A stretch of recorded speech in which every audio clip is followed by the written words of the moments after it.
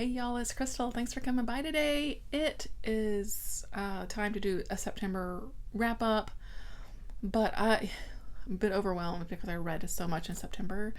So I'm just going to try my best to maybe hit some highlights, you know.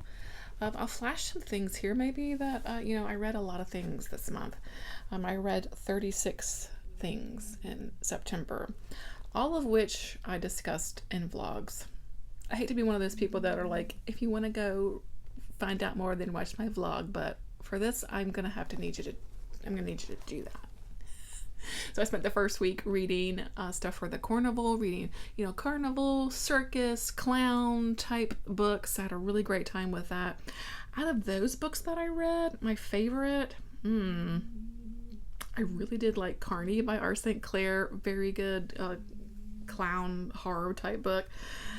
I really did like and was quite surprised with, I can't find my book now, of course, Totentons by Al Antonio. Very, very surprised by that book, and I really enjoyed it. Another kind of like creepy carnival comes to town type of book, horror, but yeah, it was good. I really enjoyed that. Had a really fun time with that event as per usual. It's a lot of fun. I then spent a week reading stuff for like Shorty September. I always have fun with Shorty September, which is why I read 36 things, all because pretty much everything was short. And so Shorty September is hosted by Bert and Sean over at Post Storytime and Too Many Heathers. And it's such a fun thing to read, to really just dive into some short books and stuff, right? It's just so fun, yeah. Favorite things from Shorty September from that particular week of reading. I actually read some really good stuff. I really loved Waif by Samantha Kolesnik. Boy, this got dark and dirty, and I really, really enjoyed that. And I really loved Lanny. Oh, whoops, I dropped it. I really loved Lanny by Max Porter. Favorite character is Lanny. Oh my God, how endearing. I loved this book. I had fun with Cranberry Cove by Haley Piper. I love Haley Piper anyway.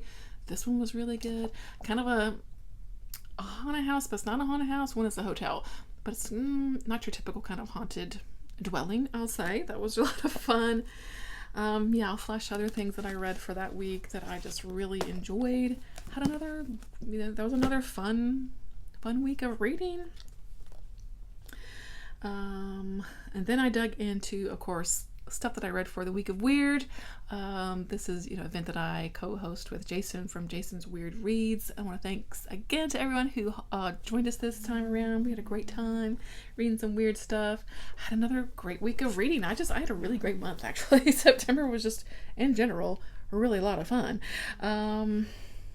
Favorite things I read that week? I don't know, though. Completing the Worm and His Kings trilogy. I read book 2 and book 3. Book 2 being Even the Worm Will Return, and book 3 being this Song of the Tyrant Worm, I think it's what's called. Yes. Great. Book 3 in particular, but great. And it really just rounded out that whole trilogy. Excellent. If you like cosmic horror, you gotta read that series. It's so good.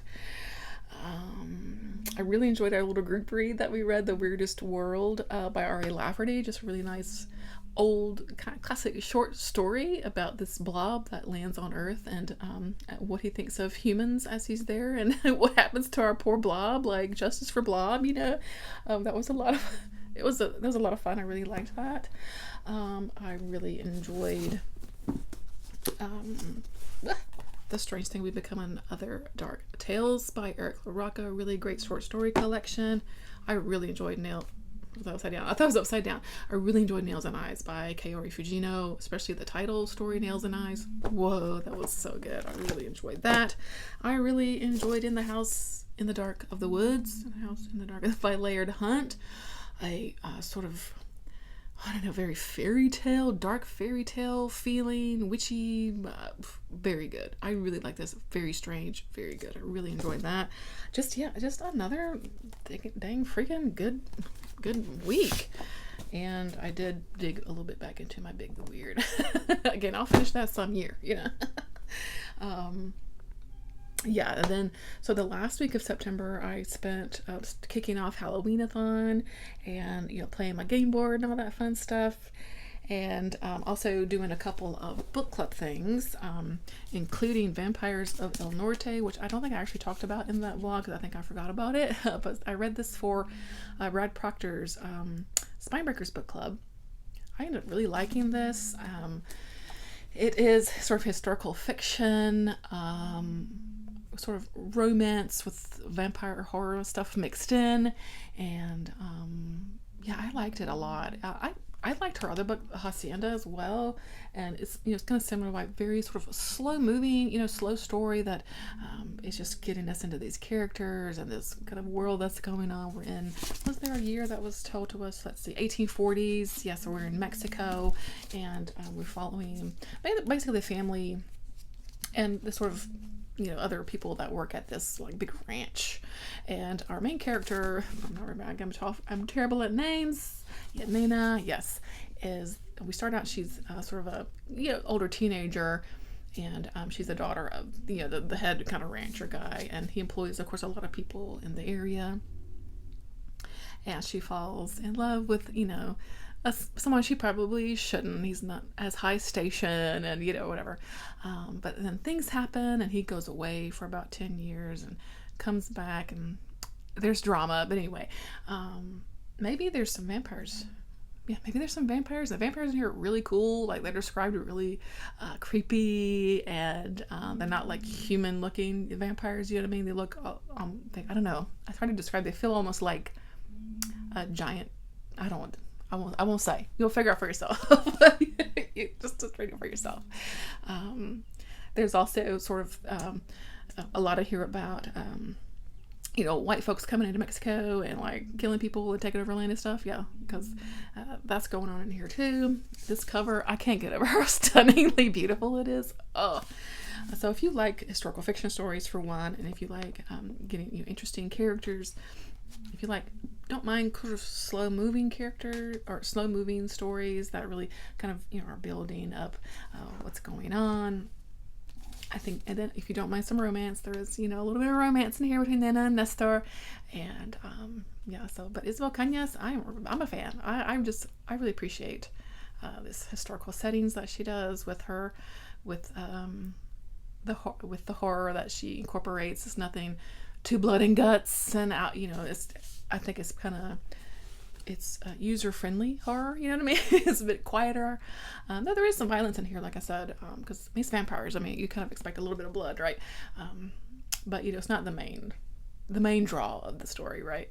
But anyway, I liked it. I liked it a lot. So, and I finally got to read it. Yeah. So what else did I get into? I really loved, let me find my books over here. I did really enjoy, got a pile of books over here. Thirst. I got stuff over here. Thirst by Marina Uziscuk. I still have not figured out how to say that last name. Another vampire story, actually, and another actually kind of historical setting, as we deal with a couple of timelines in here, because the vampire has been around for quite a while, and so her story starts out, several hundred years ago, I'm pretty sure, and we find out how she comes to Buenos Aires, and then there's a modern storyline where this woman, and maybe they meet and stuff occurs. Yeah, it's really good. I really liked that. And then Made for Love. I think I did talk about that in the vlog, but that was our book club pick for the Death by TBR book club that I co-host with Kelly from Kelly Hooked on Books. Very weird, strange, and I really like that too. About I don't even know, like technology kind of taking over humanity. What makes us humans? Does it connection with other people? Are we losing that with technology?